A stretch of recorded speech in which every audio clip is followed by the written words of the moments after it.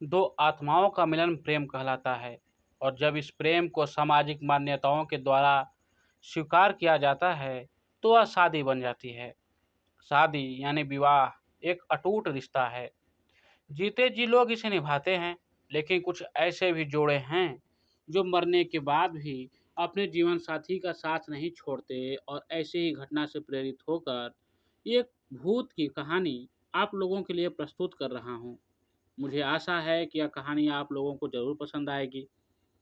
सुनीता बड़ी हो चुकी थी। अब उसके माता पिता को उसकी शादी की चिंता हो रही थी।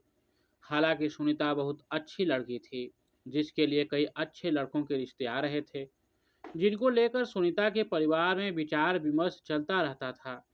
एक दिन सुनीता की मौसी एक अच्छे लड़के का रिश्ता लेकर आती है।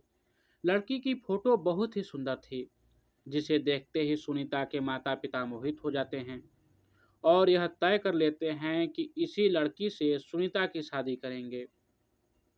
सुनीता को भी लड़का अच्छा लग रहा होता है। सुनीता की मौसी लड़के वाले को रिश्ते के लिए हाँ कर देती है और अगले ही दिन लड़के के परिवार को आमंत्रित किया जाता है ताकि लड़का और लड़की एक दूसरे से मिलकर बात कर सकें। अगले दिन जैसे ही लड़के वाले आते हैं, सुनीता की नज़र लड़के पर पड़ती है और वह पहली ही नज़र में उसे अपना दिल दे बैठती है। सुनीता के घर में लड़के वालों का जबरदस्त स्वागत किया जाता है। दोनों परिवारों के बीच में रिश्ते की बात तय होते ही दोनों की धूमधाम से शादी कर दी जाती है। शादी के बाद लड़का सुनीता को लेकर शहर चला जाता है। शहर में वह कंपनी के मकान में रहता था। दोनों की शादीशुदा जिंदगी खुशनुमा चलने लगती है।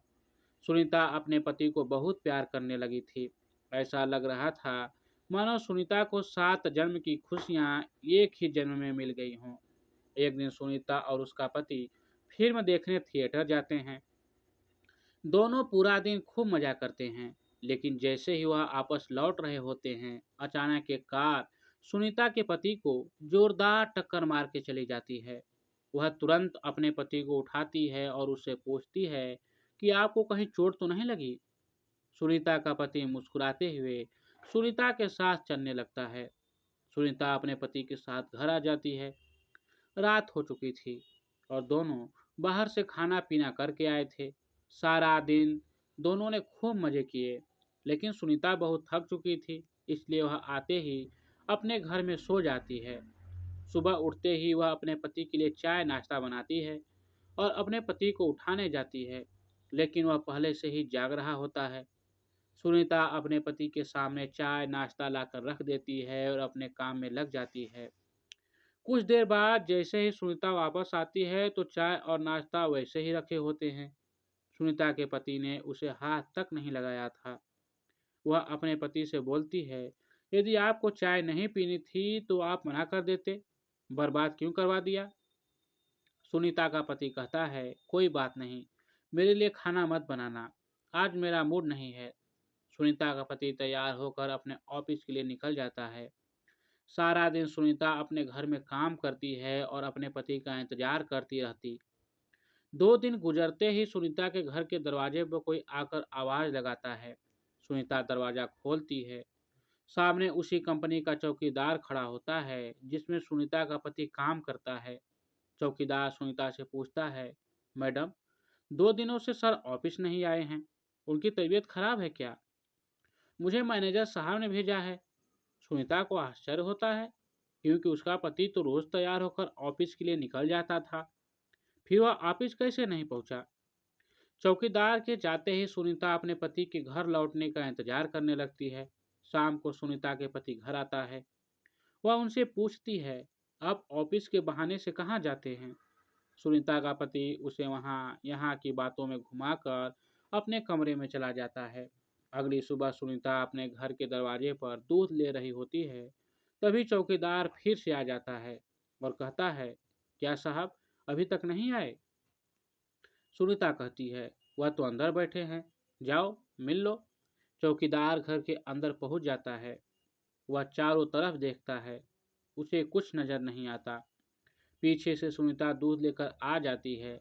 चौकीदार सुनीता से कहता, कहाँ हैं साहब। सुनीता कहती है, अंधे हो गए हो क्या, तुम्हारे सामने ही तो बैठे हैं। लेकिन चौकीदार को सुनीता पागल लग रही थी, क्योंकि सामने कोई नहीं बैठा था। दरअसल उस रात को कार एक्सीडेंट हुआ था, उसमें सुनीता के पति की जान जा चुकी थी। चौकीदार सुनीता से दोबारा कहता है, मैडम, वहाँ कोई नहीं बैठा। लेकिन सुनीता चौकीदार को चिल्लाते हुए अपने पति को जाकर पकड़ लेती है और कहती है, यह देखो, इतना बड़ा इंसान है, तुम्हें नजर नहीं आ रहा? सुनीता के साथ कोई दिखाई नहीं दे रहा था। चौकीदार वापस लौट जाता है और कंपनी में जाकर सारी बात कह देता है। जब कई दिनों तक सुनीता का पति काम पर नहीं आता तो कंपनी की तरफ से दिया हुआ कमरा खाली करने के लिए नोटिस भेजा जाता है।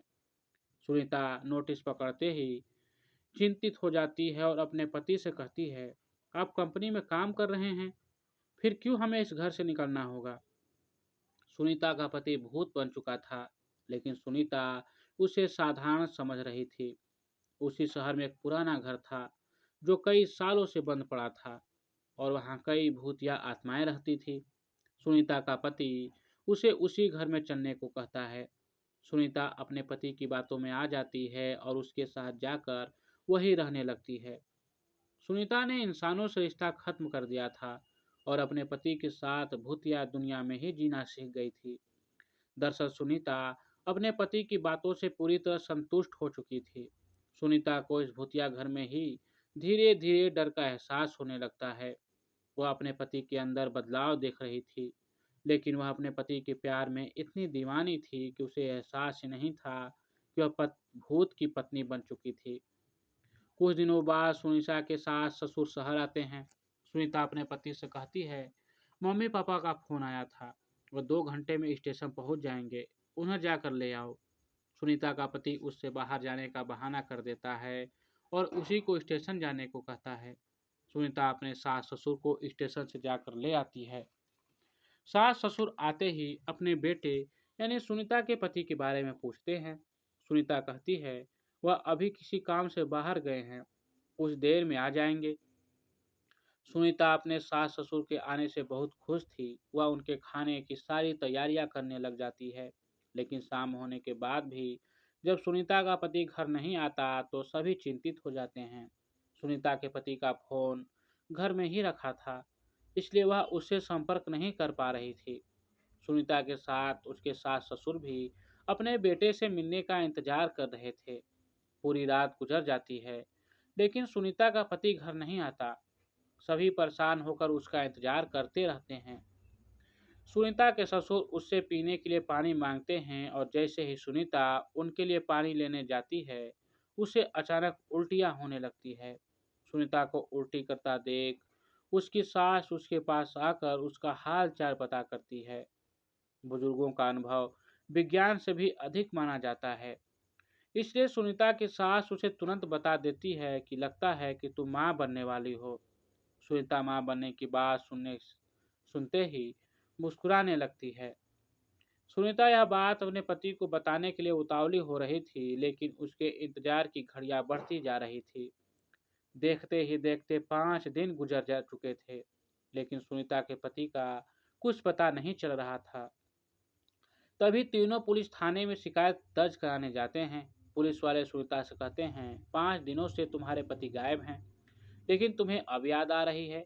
सुनीता ने जवाब देते हुए कहा, सर, वो ऐसा 1-2 बार और कर चुके हैं, इसलिए मैं इसे सामान्य घटना समझ रही थी। लेकिन जब 5 दिनों से उनका पता नहीं चला तो मुझे लगा हो सकता है वह कोई खतरे में हो। पुलिस एफआईआर रिपोर्ट दर्ज कर लेती है और जांच पड़ताल शुरू कर देती है। पुलिस की तहकीकात शुरू हो चुकी थी और 2 दिनों में ही पुलिस को सुनीता के पति की सच्चाई पता चल जाती है और पुलिस वालों की बात सुनते ही सुनीता और उसके सास ससुर के पैरों तले जमीन खिसक जाती है। पुलिस के अधिकारी कहते हैं कि आपके पति तो 3 महीने पहले ही कार दुर्घटना में मर चुके हैं और लवारिस समझकर उनका अंतिम संस्कार भी नगर निगम के द्वारा कराया गया था, जिसकी रिपोर्ट सरकारी अस्पताल में मौजूद है। फिर आप कैसे कह रही हैं कि वह 5 दिनों से लापता है? लेकिन सुनीता यह बात मानने को तैयार ही नहीं थी, क्योंकि वह अपने पति के साथ 3 महीनों से दाम्पत्य जीवन गुजार रही थी और उसी के चलते वह गर्भवती भी हो चुकी थी।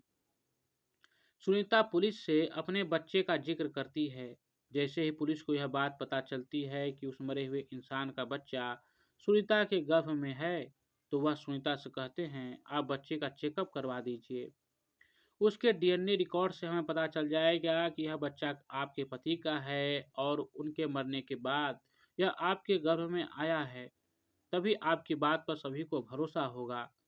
पुलिस वालों को सुनीता के चरित्र पर शक था, इसलिए वह इस परीक्षण की मांग कर रहे थे। सुनीता को सरकारी अस्पताल लाया जाता है और वहां बच्चे का परीक्षण किया जाता है। और जैसे डॉक्टरों के पास बच्चे की रिपोर्ट आती है, तो उनके पसीने छूट जाते हैं, क्योंकि बच्चा साधारण नहीं था। वह 2 महीने का था, लेकिन उसका विकास 8 महीने के बच्चे के बराबर हो चुका था और अगले ही महीने वह जन्म लेने वाला था। डॉक्टरों के लिए अपने आप में यह ऐतिहासिक बात थी कि 4 महीने में कैसे कोई बच्चा जन्म ले सकता है। डॉक्टर सुनीता के हालात के बारे में विचार कर ही रहे होते हैं कि अचानक सुनीता के पेट में दर्द बढ़ने लगता है।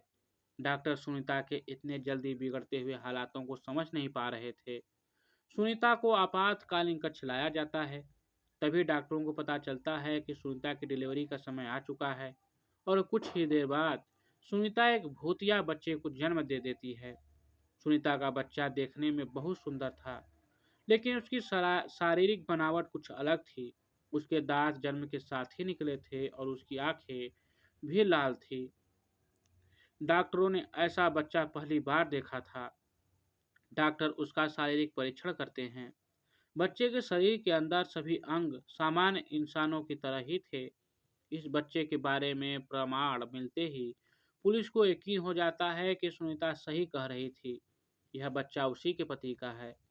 पुलिस ने अपने जीवन में यह पहला केस था जहां कोई भूत पिता बना था। सुनीता को अपने पति के मौत की खबर पर यकीन नहीं था, लेकिन सभी के कहने पर उसने यह मान लिया था कि उसका पति अब इस दुनिया में नहीं है। इसलिए वह अपने बच्चे और सास ससुर के साथ अपने गांव वापस लौट जाती है और अपने भूतिया बच्चे के साथ अपने पति की याद में जीवन बिताने लगती है। और इसी के साथ इस कहानी का पहला भाग समाप्त हो जाता है।